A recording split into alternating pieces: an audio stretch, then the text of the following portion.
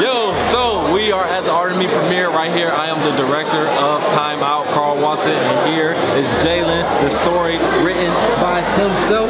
How does it feel from going from a script all the way into a movie? It was definitely an experience. How was your experience working with Artemy? Working with Artemy was definitely a fun experience. I met a lot of new people and I had fun. The experience working with Artemy was like really amazing. I got to meet new people, I got to learn more and more, and I just like, it just made me realize I really wanted to do this. What was it like seeing yourself on the giant screen? It's surreal. Like, I didn't know what to do. I was like, I can see myself. My experience working with Artemy, honestly, it was very educational.